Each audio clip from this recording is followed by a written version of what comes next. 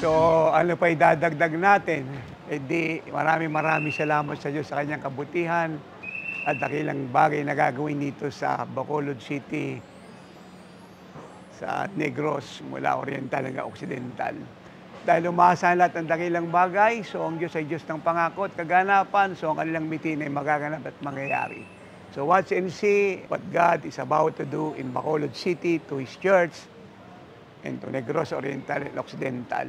And those who believe, agree with me, clap their hand and shout with a loud voice of triumph and say, Amen.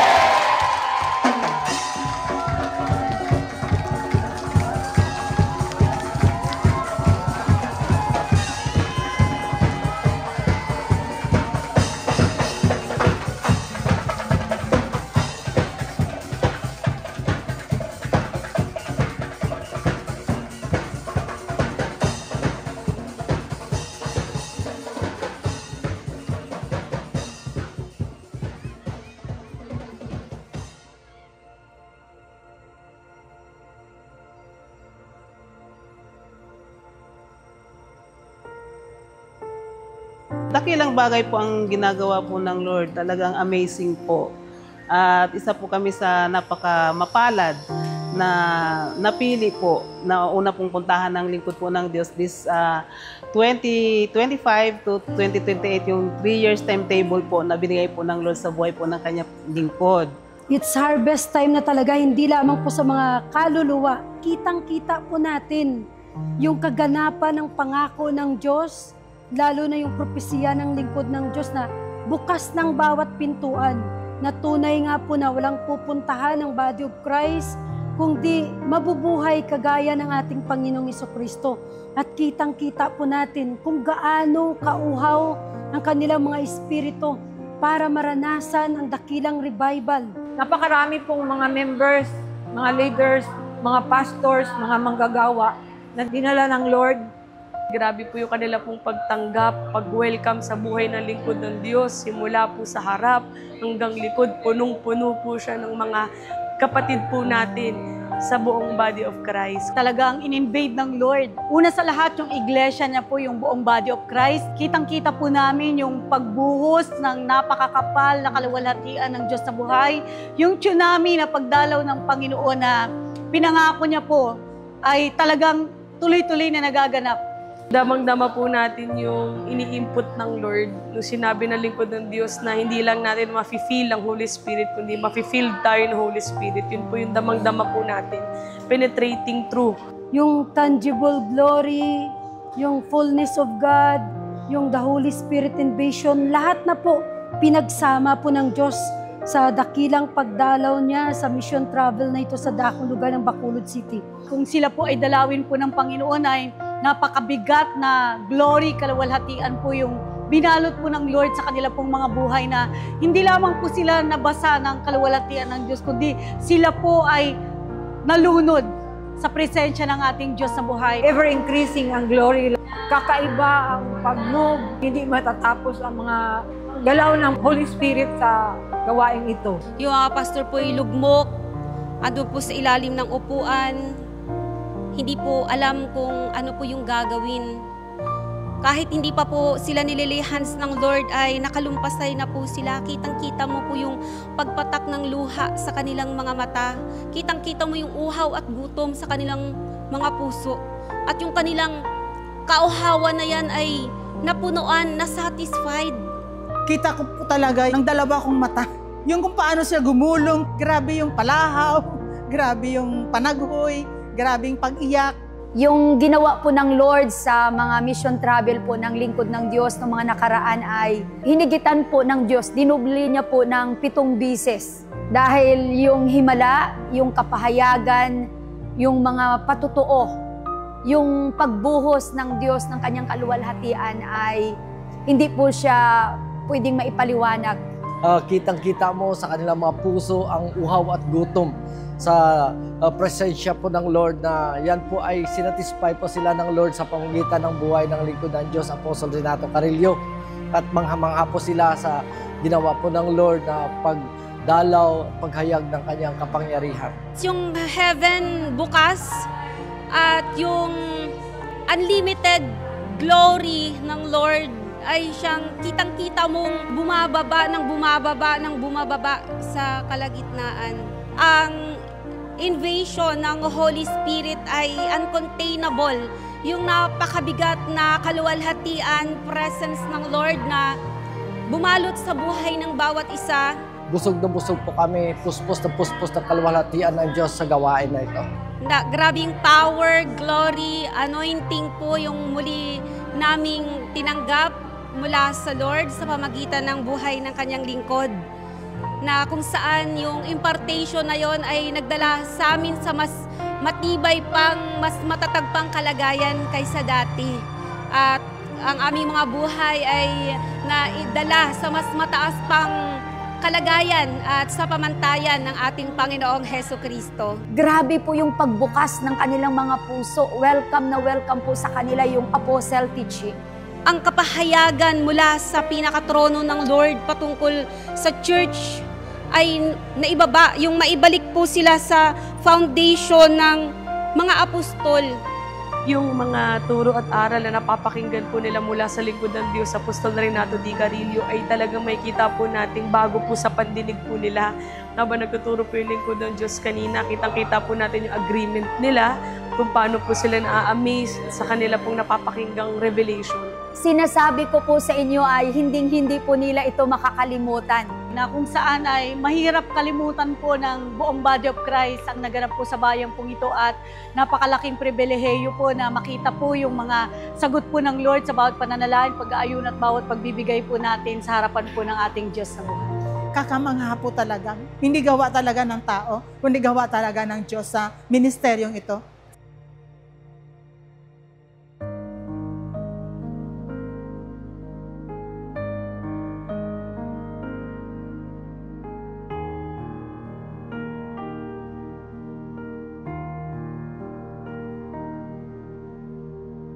Dakilang bagay pong ginawa po ng Lord sa pagpunta dito ng lingkod ng Diyos, ng Tatay Apostol, sa Mission Travel. Grabe po ang pagdalaw po ng Panginoon. Lunod po kami sa glory po ng Lord. Lahat po ng mitiin ng aming mga puso, lahat po ng aming panalangin, pag-ayuno, ay sinagot niya po. Kami po ay lubos na pagpala, marami pong naligtas at gumaling po sa pamamagitan po ng lingkod po ng Diyos ng Tatay Apostol. Kita po natin yung kapangyarihan, pagdalaw po ng Diyos, glory, yung power, yung healing. Lalong-lalo na makita po yung mga may sakit karamdaman na gumagaling araw-araw. Sa bawat gawain ay marami mga dakilang himala. Salamat sa Panginoon na gumaling na po ako. So, wala ka na nararamdaman? Sigurado ka? Pakiganon nga. Ito po yung may cervical cancer eh. 5 taon niya na po, hindi maulit yung kanyang paa. Sabi ng doktor, putulin yung paa kasi may diabetes po siya. Eh ngayon, tumatalon pa. Nasisipa niya pa, kaliwa, kanan, ayaw pa awat. Patay na po yung diabetes. Ito, palakpakan natin si Jesus. So, kahit po nakakakita na po tayo ng ganun po na himala, mas andun pa rin po yung tayo po yung namamangha na kung saan marami pong lumaya, marami pong gumaling sa pamamagitan po ng gawain po na ito. Ang goiter, ang palpitation, iba pa, lahat pinagaling ng Panginoong Jesucristo. Totoo ba yun? Yes po, Apostle. Para din, tenga ito hindi nakakarinig. Eh ngayon, walang kumalikot eh. Maliwanag na siya. Opo. 2 years ago daw po ay nakita daw po sa ultrasound na meron po siyang 6 na bato sa gallbladder. Nahirapan daw po siyang bumangon. Meron po siyang kirot na nadadama po dito po sa kanya pong tagiliran. Meron din daw po siyang PCOS, lingkod ng Diyos. Yung kanya pong ovary ay meron pong mga tumutubong mga bukol na nagiging sanhi po para hindi po siya magkaanak muli. Sabi po ni Ate, lahat daw po ng kirot na nararamdaman niya sa kanya pong katawan, pinagaling ng ating Diyos sa buhay at hindi niya na kailangan magpa-opera dahil alam niya po, puri ng pay sa lugar na ito, tinanggap na yung himala sa kanyang buhay. Ang mahimala ay supernatural, evident miracles na ginawa ng Lord. Ito nakita po natin yung mga dakilang himala, iba't ibang uri na may mga sakit at karamdaman na pinagaling po ng ating Diyos na buhay. Ito po, ipuputulin na daw po yung 2 paa, sabi ng doktor. Eh, napanood tayo sa TV, so ang naputol po yung sakit, yung paa niya, naiwan. Tapos kayo, nakakalakad na kayo, nakakatayo na kayo. Siya, pastor, mayroon sa hapo. Karon din na sa ginahapo. Meron pa raw po itong hapo. Tingnan niyo, kung siya po yung mukhang hinahapo, payapa po siya. Talo na naman si Satanas sa Bacolod City. 25 years daw po siyang sinusubuan ng kanyang asawa, inaalagaan. Marami pa po siyang sakit, may diabetes, low potassium, nervous, rheuma, TB. Lahat pong ito'y winantime ng Lord dahil sa panonood ng programang Oras ng Himala sa Solar Flex. Hallelujah! Glory to God! Kumusta na po kayo ngayon? Magaling na po, tatay. 12 years po na mayroon po siyang sakit na diabetes. Malabo po yung kanya pong mga mata. May tuberculosis pa po siya, may asthma pa po siya, at mahina po yung kanya pong katawan. Pero purihin po ang ating Diyos sa buhay. Bunga po na pakikinig na po sa inyo sa radio po, lingkod ng Diyos. Lahat ng sakit na ito ay pinagaling po ng ating Diyos sa buhay. Tapos kinilir ng doktor, wala na yung mga sakit niya. Isn't God so good? 2023 daw po ay nagkaroon po siya ng sakit na myeloid dysplasia. Kulang daw po ito sa dugo, kulang sa platelets and red blood cells. Yung bone marrow niya daw po ay nagkaroon ng infection. So every week daw po, sinasalinan po siya ng dugo for 7 months. Gumastos po siya ng almost mahigit 2 million. At hindi daw po siya gumagaling. Nagpapacheck up po siya, ay napapanood daw po niya every afternoon 4 p.m. po yung ating programang Oras ng Himala. At mula daw po nung kanyang panunood, ay gumaling daw po siya. And since 2024 hanggang ngayon po, ay hindi na daw po siya sinasalina ng dugo. Pumunta siya rito para magpasalamat sapagkat magaling na po ang buhay ni ate. You see? Glory to God. 2 milyon, walang nangyari. Extraordinary po talaga yung mga incurable diseases. Tunay nga po na pinakita ng Lord na siya yung pinaka makapangyarihan sa lahat, our great physician, our great doctor. Inubos po ng Panginoon yung mga may sakit at karamdaman sa bayang ito at wala pong umuwi na the same as usual yung kanila pong mga buhay, may sakit pa rin. Sila ay masaya, maligaya na bit-bit taglay yung kapangyarihan ng Diyos sa buhay na kanila pong naranasan. 3 years po siyang meron pong mild stroke. Nagkaroon din po siya ng 21 years na toxic goiter na kung saan yung bukol po sa kanyang liig ay halatang halata. Malaki po ito. At sa kanya pong panonood ng Oras ng Himala, wala na po, hindi na po makita ang bukol sa kanya pong liig. Pinagaling nating Diyos na buhay. Kaya kung hanapin yun daw yung bukol sa leeg ni Sister Mary Jane, wala na kayong makikita kasi kinuha na ni Jesus. Ito po yung viewer ng PTV4. Hindi na po tayo magtatanong kung magaling po itong tatlong magkakamag-anak. Palakpakan po natin si Jesus. Kaya kayo po nagbibigay sa TV, wala pong sayang sa binibigay nyo. Yung mga pinanalangin po natin ng mga viewers po natin sa telebisyon, praise God, ay dinala po sila ng Diyos. Na-meet po natin yung isa nating bisap dito sa Negros. Ay sila po ay nanonood na po kay Tatay Apostol.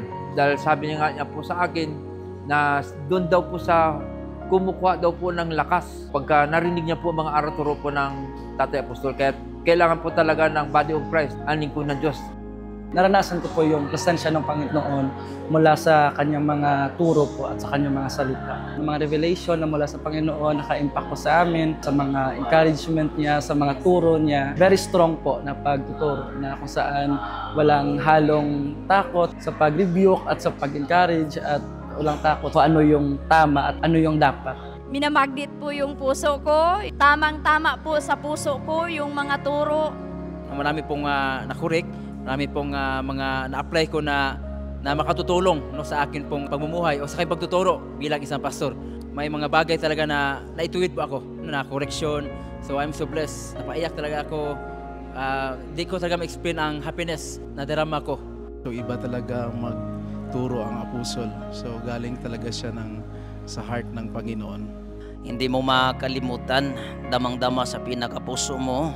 Nararamdaman ko kasayaan, kapayapaan at paangat-paangat ang pananampalataya sa ating Panginoong Jesucristo dahil sa buhay ng Apostol Renato Garillo na ginamit ng ating Panginoong Jesus.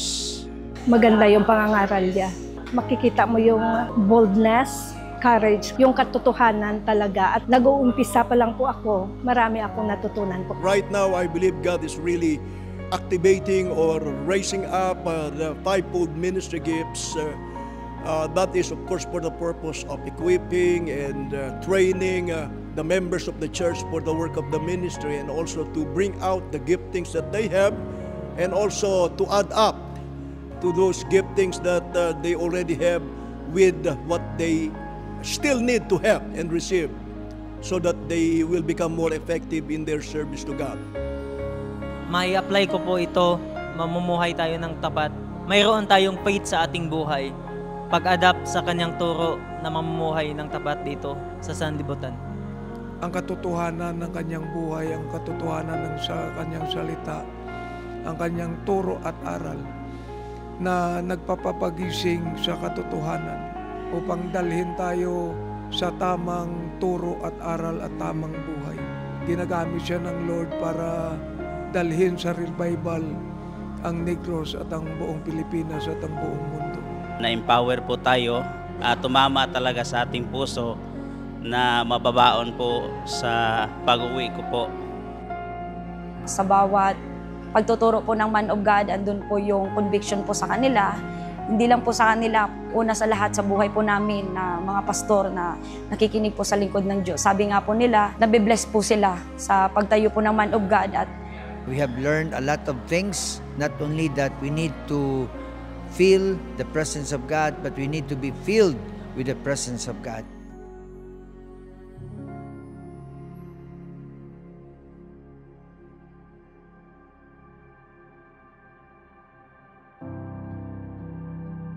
Grabe talaga ang bisitasyon ng Lord. Damang-dama ko po talaga yung grabe pagdalaw ng Diyos. Tsunami ng Holy Spirit nga gawin niya sa buhay ko. Yun talaga ang nangyayari. Nag-move po sa kanyang buhay yung Holy Spirit. Grabe na, nanginig po yung lahat ng katawan ko. Hindi ko talaga mapigilan na hindi mahandusay, matumba po. Dahil po sa empowerment of the Holy Spirit talaga. Nice line ako. At tumayo ako agad dahil gusto ko pang ma-experience ng more. Parang nang-currente ako. Hindi ako makapaniwala dahil yung anointing dumadalo sa buhay ko. Hindi ko ma-explain talaga ang glory na pumapasok sa katawan ko. I was laid hands also. I felt there's really something that I received that perhaps now I cannot understand, but I know that there's gonna be something that has already been imparted to me.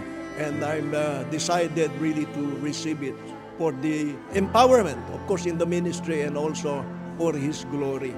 Naranasan ko ang sobrang init at sa pagtayo ko sa harapan ng Man of God, para akong alimasag na gumagapang sa tubig at nararamdaman ko ang kaluwalhatian ng ating Panginoong Hesus. Napaluhod po ako sa gitna na iniyak ko po lahat yung mga bagay na hindi pagbibigay ligaya sa Panginoon at maging purity ka po at maging honest sa harapan ng Panginoon. Yung luha ko kanina, no, tumutulo. Pagkatapos nun, mulat ng mga mata ko, na ang gaan-gaan ng pakiramdam ko, ang sarap sa feeling, may ginawa yung Panginoon sa buhay ko.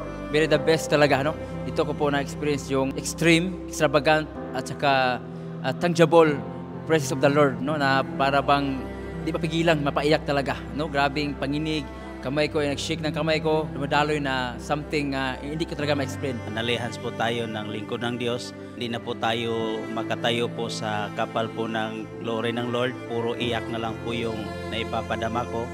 Dakila po ang ginawa ng Lord sa aming kalagitnaan po. Kakaiba yung Holy Spirit na kumausap sa puso mo. Bigla lang na lumuluha ka at saka na-feel mo talaga yung parang nasa langit ka. Sobrang lakas ng anointing na mapaiyak ka at saka nung time na nalihans niya ko, na-slay na ko, na umiyak ako. Mayroon akong nakita na dilim. Nung nakita kong madilim, so doon ako umiyak at sa repentance, simula na parang nakikita ko na yung liwanag. Na-renew yung fire na nito sa heart ko. Siya po ang ginamit ng Panginoon na magbigay ng fire sa heart ko. Really, there's the move of God, the move of the Holy Spirit. I know that God is really visiting not only Bacolod, but of course the whole Philippines and of course all the nations. Nakita ko talaga yung purity ng kanyang puso. Napaka-humble, no? Full of love. Kung ano yung dinamdaman niya, kung ano yung love niya sa Panginoon, kung ano yung love niya sa mga tao. Makita po natin, no? Yun po ang ginawa ni Jesus at nakita ko mismo sa dalawang mata ko ang buhay ng Diyos through the life of Apostol Renato de Carrillo.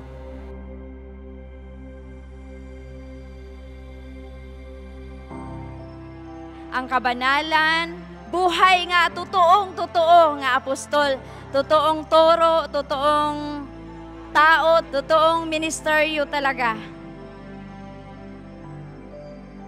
If you will watch Apostle Carrillo as I watch him, all I can say is that really God is speaking through him. And he's got the anointing that it takes to really become what has been called to be an apostle of the Lord Jesus Christ. He's one of a local, meaning a Filipino that is really raised up by God and has that apostolic mantle or anointing, being separated and called to be one of His apostle in our days. Pinadala talaga ng Panginoon bilang apostol kasi marami naman akong napakinggan na turo. Sa iba talaga siya na magturo. Mayroon talagang nag-struck sa puso ko. So, siya ang totoong lingkod ng Panginoon talaga na apostol na pinadala para sa atin. Si Apostol Renato Carrillo po ay wala pong duda, siya po talaga ay totoong lingkod ng Diyos. Makikita mo na sobra pong nagliliwanag sa kanyang buhay at yung mandato na ibinigay ng Lord sa kanyang buhay talagang ikinabuhay niya po at ang laki po ng pag-ibig niya sa church na maipresenta po ito sa Panginoon na perpekto. He is really a man of God, an apostle of our Lord Jesus. He knows really how to obey the Lord. He knows how to live a holy life. He is just really setting a good example in the body of Christ. Dapat talaga tularan si Apostol Renato de Carrillo. Nagpapasalamat ako sa Panginoong Jesucristo na siyang nagsugo ng Man of God, Apostol Renato Carrillo, para makapunta sa isla ng Negros. Ang hindi ko naranasan sa buhay ko ay naranasan ko sa oras ng ito. And I can say that all the people in the Jesus Shield is really blessed. Continue to believe God and continue to believe the man of God.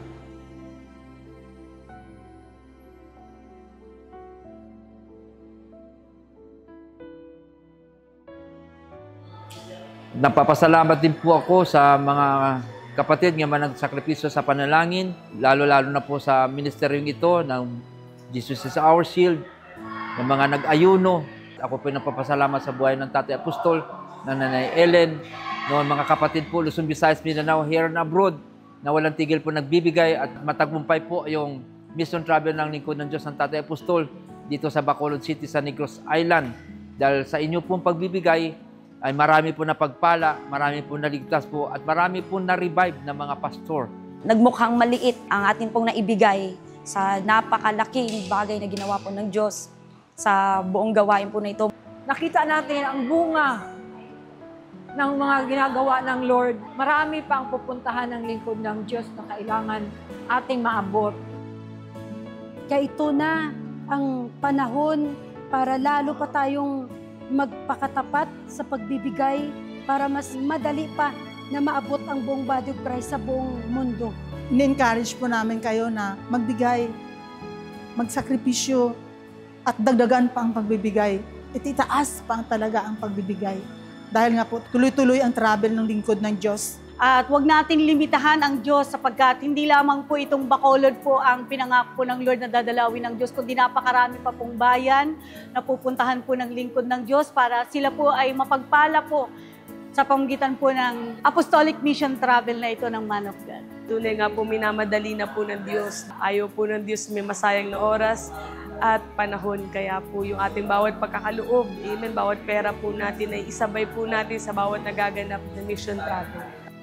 Hindi lang yung ating pera, kundi ibigay po natin yung ating puso sa mandato na ipinagkakatiwala po ng Diyos sa buhay ng lingkod ng Diyos. Ano man po yung ibinibigay po natin sa Lord, ang kapalit po nito ay kaligtasan at kayamanan po sa langit. ang ating mga pagbibigay, pagsasakripisyo ay maging susi para itong mga buhay na to na talagang nag-aantay talaga ng himala lang ng Lord, ang presensya ng Lord ang makapagpalaya po sa kanila.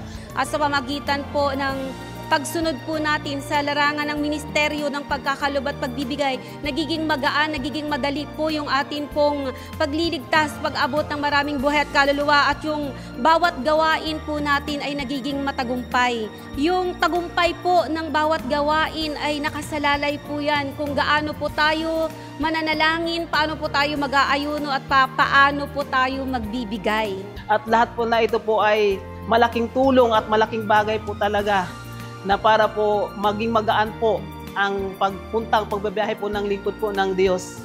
The Lord has done great things for us, so we are rejoicing.